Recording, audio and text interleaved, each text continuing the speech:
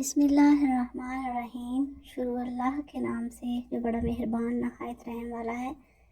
السلام علیکم ورحمۃ اللہ وبرکاتہ۔ اسلامک سینٹر چینل میں خوش آمدید ویورز۔ یہ Islamic centre channel Islamic history کے بارے میں ہے۔ اس چینل پہ آپ کو اسلامک ویڈیوز ملتی ہیں۔ تو آج کی ویڈیو بھی ہے کہ ایسے کون سے 5 لوگ ہیں جن کی قربانی قبول نہیں ہوتی۔ تو آئیے چلتے ہیں ویڈیو کی طرف۔ ویڈیو کو سکپ کیے بغیر اینڈ تک ضرور دیکھا کریں تاکہ آپ کو ہر طرح کی معلومات صحیح طریقے سے مل سکیں۔ 5 لوگوں کی قربانی کبھی قبول نہیں ہوتی۔ حضرت علی فرماتے ہیں 5 لوگوں کی قربانی کے جانور بروز قیامت اپنی ہی قربانی کرنے والے کے منہ پر تھوکیں گے، کیونکہ ان کی قربانی اللہ کے ہاں مقبول نہ ہوگی۔ لوگوں نے پوچھا، اے امیر المومنین، وہ کون لوگ ہوں گے؟ ان کی نشانیاں کیا ہیں؟ حضرت علی نے فرمایا، نمبر 1، ایسا مرد جو اپنی عورت سے ہر بار صرف ایک ہی۔ بسم اللہ الرحمن الرحیم۔ داماد رسول حضرت مولا علی شیر خدا نے فرمایا کہ 5 ایسے لوگ ہیں کہ وہ عید الاضحیٰ پر جتنی مرضی قربانی کر لیں، اللہ کے ہاں ان کی قربانی کسی بھی جانور کی قبول نہیں ہوتی۔ ان کے لیے قربانی کرنا جانور کے خون بہا سے کچھ زیادہ نہیں۔ ویورز، وہ کون سے لوگ ہیں؟ اس بات کو جاننے سے پہلے قربانی کے کچھ مسائل جاننا ضروری ہے۔ یہ جان لیجیے کہ جس شخص پر صدقہ فطر واجب ہے اس پر قربانی بھی واجب ہے۔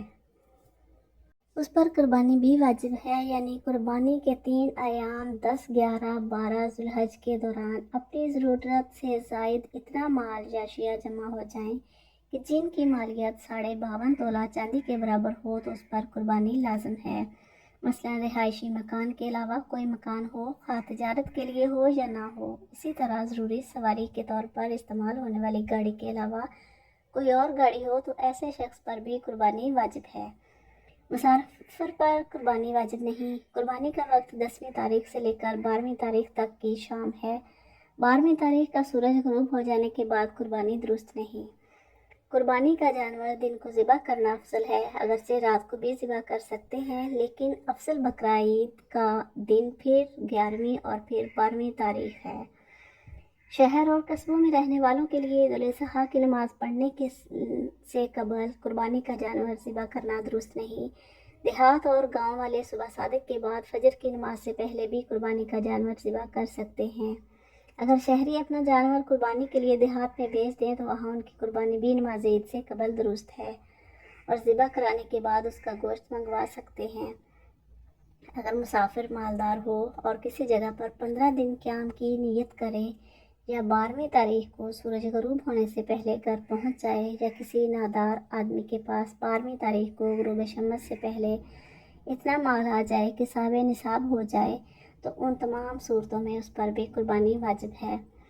نیز اگر مسافر مالدار ہو اور دوران سفر قربانی کے لیے رقم بھی ہو اور 15 دن سے کم عرصے کے لیے رہائش پذیر ہونے کے باوجود بآسانی قربانی کر سکتا ہو تو قربانی کر لینا بہتر ہے۔ قربانی کا جانور اپنے ہاتھ سے ذبح کرنا زیادہ افضل ہے۔ اگر خود ذبح نہ کر سکتا ہو تو کسی اور سے بھی ذبح کروا سکتا ہے۔ بعض لوگ قصاب سے ذبح کرواتے وقت ابتدا خود بھی چھری پر ہاتھ رکھ لیتے ہیں۔ ایسے لوگوں کے لیے ضروری ہے کہ قصاب اور قربانی والے دونوں مستقل طور پر تکبیریں پڑھیں۔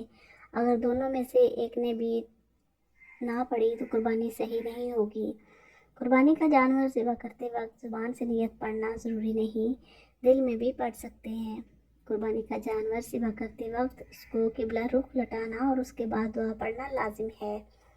دعا کے بعد بسم اللہ ہی اللہ اکبر کہہ کر ذبح کر دیں۔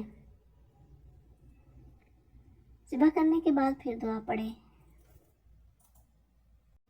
قربانی صرف اپنی طرف سے کرنا واجب ہے، اولاد کی طرف سے نہیں۔ اولاد چاہے بالغ ہو یا بالغ، مالدار ہو یا غیر مالدار، درج ذیل جانوروں کی قربانی ہو سکتی ہے۔ اونٹ، اونٹنی، بکرا، بکری، بھیڑ، دمبا، گائے، بیل، بھینس، بھینسا، بکرا، بکری، بھیڑ اور دمبا کے علاوہ باقی جانوروں میں 7 آدمی شریک ہو سکتے ہیں۔ شرط یہ ہے کہ کسی شریک کا حصہ 7ویں حصے سے کم نہ ہو اور سب قربانی کی نیت سے شریک ہوں یا عقیقے کی نیت سے، صرف گوشت کی نیت سے شریک نہ ہوں۔ گائے، بھینس اور اونٹ وغیرہ میں 7 سے کم افراد بھی شامل ہو سکتے ہیں۔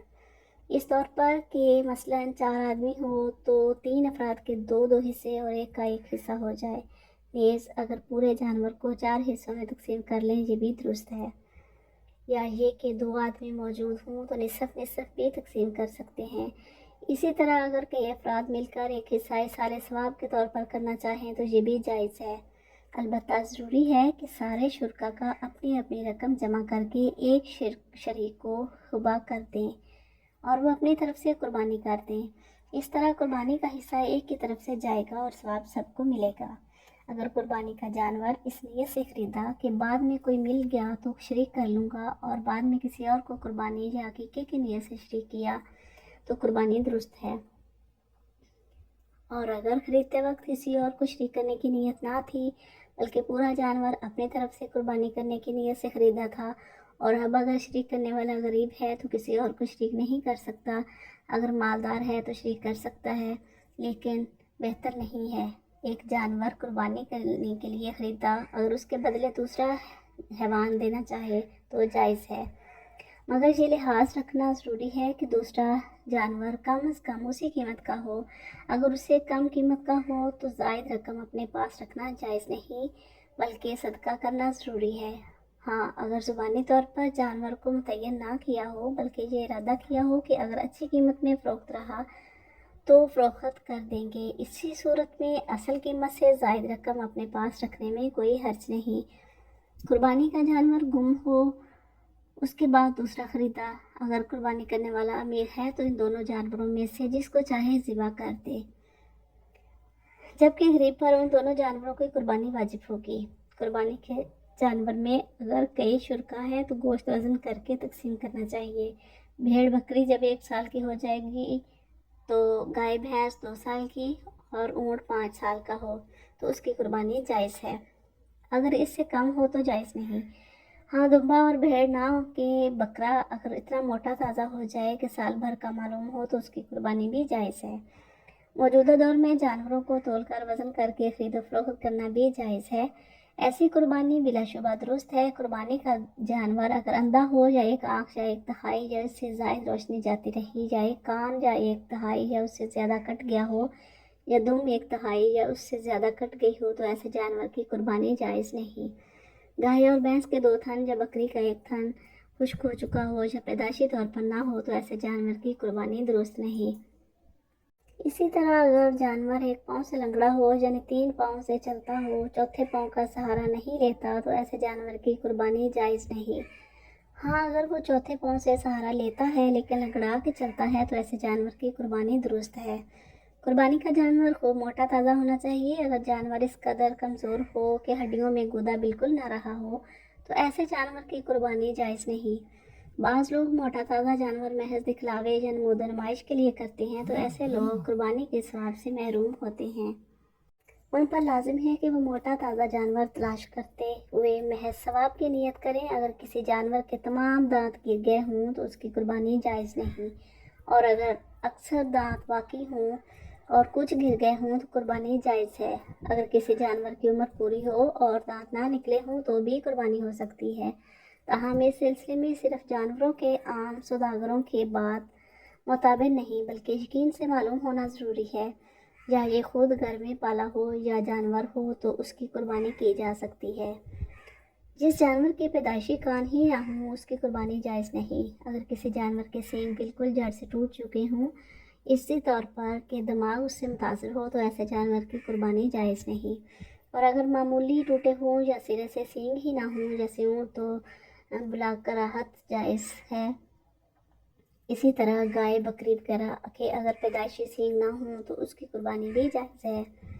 خارش شدہ جانور کی قربانی جائز ہے، البتہ اگر خارش کی وجہ سے بے حد کمزوری ہے تو پھر جائز نہیں۔ اگر قربانی کے جانور میں کوئی عیب پیدا ہوا ہو اس کے ہوتے ہوئے قربانی درست نہ ہو تو مالدار شخص کے لیے ضروری ہے کہ دوسرا جانور اس کے بدلے خرید کر قربانی کرے۔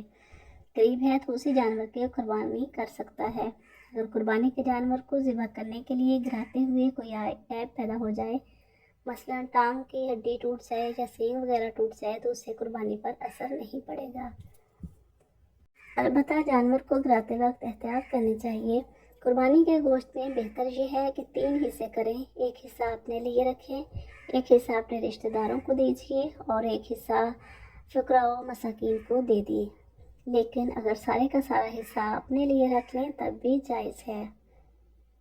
قربانی کی کھال کسی کو خیرات کے طور پر یا فروخت کر کے اس کی قیمت فقراء کو دے دیں، البتہ اگر کسی دینی تعلیم کے مدرسے یا جامع کو دے دیں تو سب سے بہتر ہے، کیونکہ علم دین کا احیا سب سے بہتر ہے۔ قربانی کی کھال اپنے مصرف میں بھی لایا جا سکتا ہے، اسی طور پر کہ اس کا عین باقی رہے، مثلا مسلح بنایا جائے یا رسی یا چھلنی بنائیں تو درست ہے۔ قربانی کی کھال کی قیمت مسجد کے مرمت یا امام مؤذن یا مدرسہ یا خادم کی تنخواہ میں نہیں دی جا سکتی، اور نہ ہی اس سے مدرسے کی تعمیر ہو سکتی ہے، اور نہ شفا خانوں یا دیگر واحد اداروں کی۔ قربانی کی کھال کسائی کو اجرت میں دینا جائز نہیں۔